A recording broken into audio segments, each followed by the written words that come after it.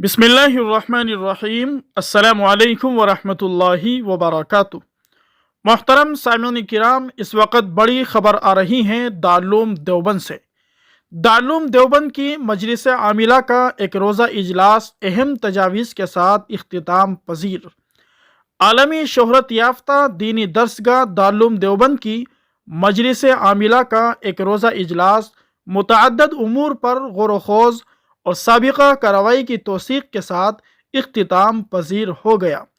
دارالعلوم دیوبند کے مہمان خانے میں 2 نشستوں پر منعقد ہوئے مجلس عاملہ کے اجلاس میں سابقہ شورا کی کارروائی کی خانگی عمل میں آئی اور خانگی کے دوران زیر غور مسائل پر غور کیا گیا اور متعدد فیصلوں اور امور کا جائزہ لیتے ہوئے ضروری مشورے طے پائے۔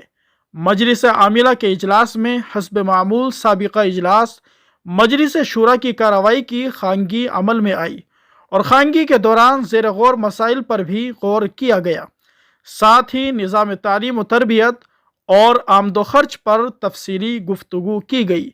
اجلاس میں مجلس تعلیمی کی رپورٹ پیش کی گئی اور تعلیم سے متعلق امور پر اہم فیصلے لیے گئے۔ اجلاس میں دارالعلوم کے تعمیری اور انتظامی امور پر بھی غور و خوض کیا گیا اور ضروری فیصلے لیے گئے، ساتھ ہی ادارے کے شعبہ محاسبی، تنظیم و ترقی سمیت متعدد شعبوں کے نظاماء کی رپورٹوں پر بھی غور و فکر کیا گیا۔ دوران اجلاس سابقہ شورا کے فیصلوں، خاص طور پر ادارے کے طلباء کے لیے ہاسٹل کی تعمیر، دارالعلوم دیوبند کی وقف املاک کے تحفظ اور طلباء کے وظائف جیسے امور کا بھی جائزہ لیا گیا۔ دارالعلوم دیوبند کے ذمہ داران کے مطابق مجلس عاملہ کا ایک روزہ اجلاس مہمان خانے میں منعقد ہوا، جس میں سابقہ کارروائی کی توثیق عمل میں آئی۔ اس دوران تعلیمی اور انتظامی تجاویز کی منظوری کے ساتھ ملک و ملت کے لیے دعا کی گئی۔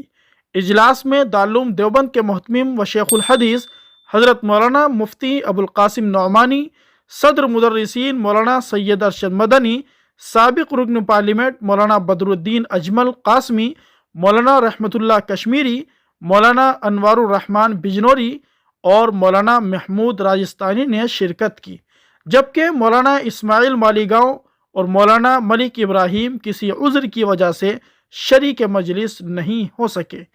محترم سامعین کرام، دعا کیجیے اللہ تبارک و تعالی دارالعلوم دیوبند کی حفاظت فرمائیں۔ جو فیصلے لیے گئے اللہ تبارک و تعالی ان میں خیر کا معاملہ فرمائیں۔ باری تعالیٰ اپنے فضل سے، اپنے کرم سے دارالعلوم دیوبند کی مدد اور نصرت فرمائیں۔